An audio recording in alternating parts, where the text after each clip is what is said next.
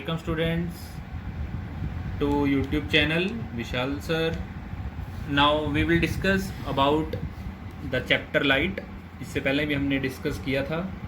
थोड़ा सा हम समरी देख लेते हैं कि चैप्टर लाइट में हमने क्या क्या पढ़ा है. चैप्टर लाइट में हमने पढ़ा था रिफ्रैक्शन के बारे में. रिफ्रैक्शन क्या होती है, सॉरी रिफ्लेक्शन के बारे में. रिफ्रैक्शन हम लेंसेज में पढ़ेंगे. रिफ्लेक्शन में हमने पढ़ा था whenever a light fall on a medium then it get bounce back into the same medium. इस प्रॉपर्टी को हम क्या कहते थे, रिफ्लेक्शन. एंगल आई किसके इक्वल होता था, एंगल आर के. वो एक लॉ ही था रिफ्लेक्शन का. तो अब हम उसके बेसिस पे हमने मिरर्स दो तरह के होते हैं. कौन कौन से, कनकेव. कनकेव की शेप हमने कैसे बनाई थी, कुछ इस तरीके से.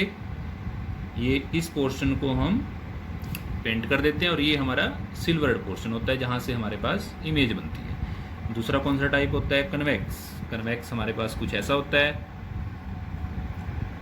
और ये हमारी प्रिंसिपल एक्सिस और इस पार्ट से रिफ्लेक्शन होगी हमारी. एक बात हम अब याद रखेंगे कि जो रियल दो तरह की इमेजेस होती हैं, real images and virtual images. उनमें फ़र्क क्या है थोड़ा सा बता देता हूँ मैं.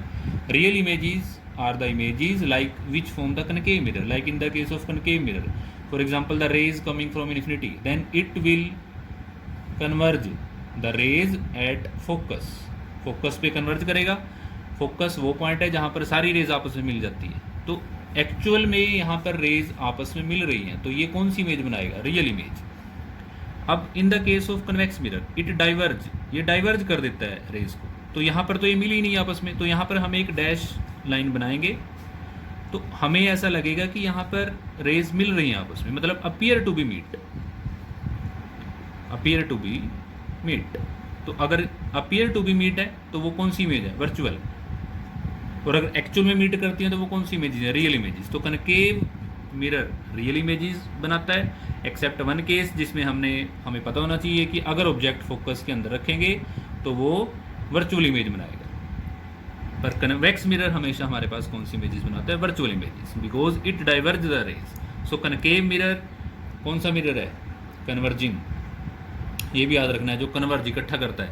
And convex is the diverging mirror, जो इधर फैला देता है रेज को, आपस में इकट्ठा नहीं करता. तो वर्चुअल इमेजेस और रियल इमेजेस में इतना फर्क है जो हमने याद रखना है. उसके बाद हमारे पास जो डिफरेंट इमेजेस के बारे में मैंने बताया था कि कैसे कैसे वो आपने याद रखनी है, कि ऑब्जेक्ट हमारे पास कहाँ है, सेंटर ऑफ कर्वेचर से पहले रखा है या इधर रखा है, तो कैसे कैसे इमेजेस बनती है. उसके बाद कुछ साइन कन्वेंशंस हमने याद रखनी है. साइन कन्वेंशंस इंपॉर्टेंट है on the behalf of numericals, क्योंकि न्यूमेरिकल्स हमारे पास इस चैप्टर से बहुत पूछे जाते हैं सिलेबस में. लाइक साइन कन्वेंशन के लिए कोई भी मिरर कंसिडर कर सकते हैं. फॉर एग्जांपल कनकेव मिरर, इस एक्सिस को, इस पॉइंट को क्या कहेंगे, pole of the mirror. P is the pole of the mirror. जो पोल ऑफ मिरर से पास करती है उस एक्सिस को क्या कहते हैं, principal axis. That is principal axis. अब हमने कुछ साइन कन्वेंशंस में कुछ रूल्स याद रखने हैं. रूल क्या होगा हमारे पास, अगर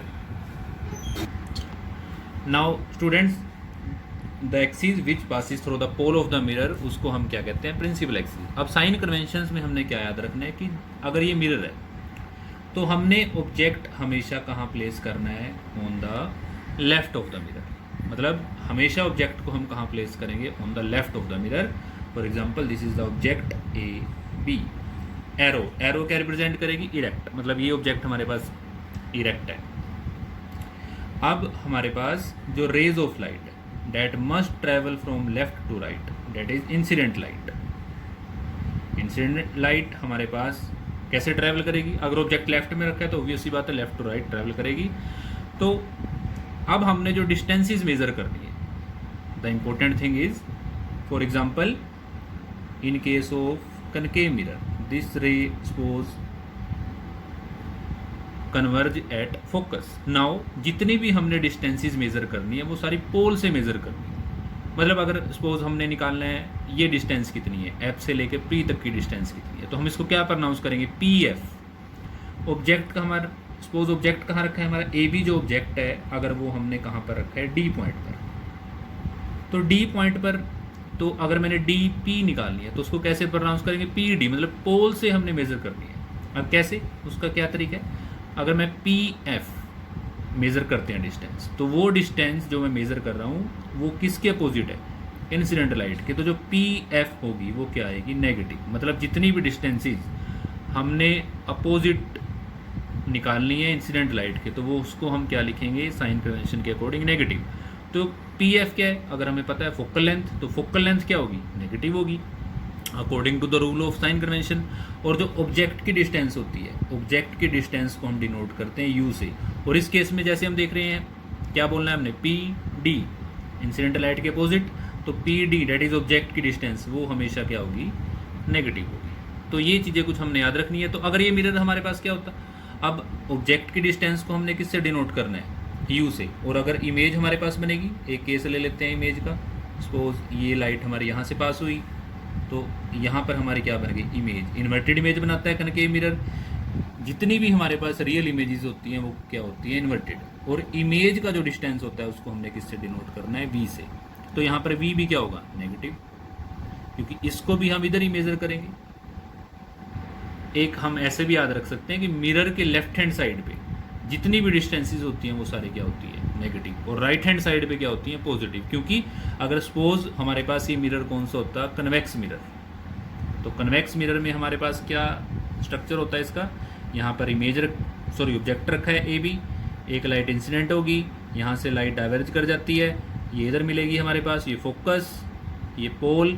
तो अब अगर मैंने ये डिस्टेंस निकालनी है तो पी एफ, लाइट भी इस तरीके से इंसिडेंट है हमारे पास और मैं डिस्टेंस भी ऐसे मेजर कर रहा हूँ, तो पी एफ को हम क्या लिखेंगे, positive. That is focal length convex mirror की क्या होती है, पॉजिटिव, और कनकेव मिरर की फोकल लेंथ क्या होती है, नेगेटिव। तो ये कुछ चीज़ें हम साइन कन्वेंशन से याद रख सकते हैं, U V and focal length. Focal length को रिप्रेजेंट किससे करते हैं, स्मॉल एफ से। तो यू डिस्टेंस किसकी होती है, ऑब्जेक्ट की, वी किसकी होती है, इमेज की, और एफ क्या होती है, फोकल लेंथ। अब इन यू वी और एफ में एक रिलेशन हमने याद रखना है, इंपॉर्टेंट रिलेशन है, 1/f is equal to 1/v plus 1/u। इस फॉर्मूले को हम क्या कहते हैं, मिरर फॉर्मूला। ये हमने न्यूमेरिकल के लिए याद रखना है।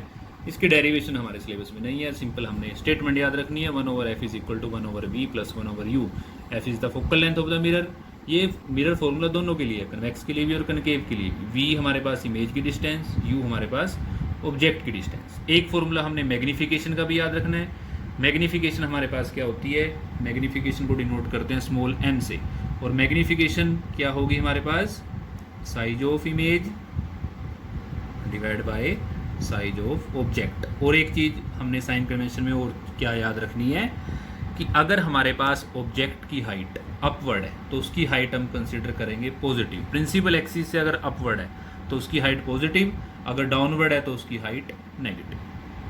तो ये हमने याद रखना है साइन कन्वेंशन में एक रूल। अब दोबारा से आते हैं मैग्नीफिकेशन पे। मैग्नीफिकेशन में हमने क्या लिखा, size of image divide by size of object.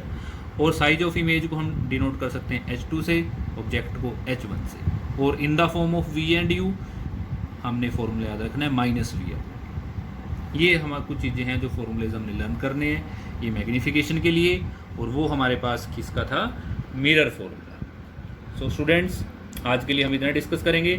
Next video में हम important topics that is numericals from the chapter light वो हमने डिस्कस करने हैं। Thank you.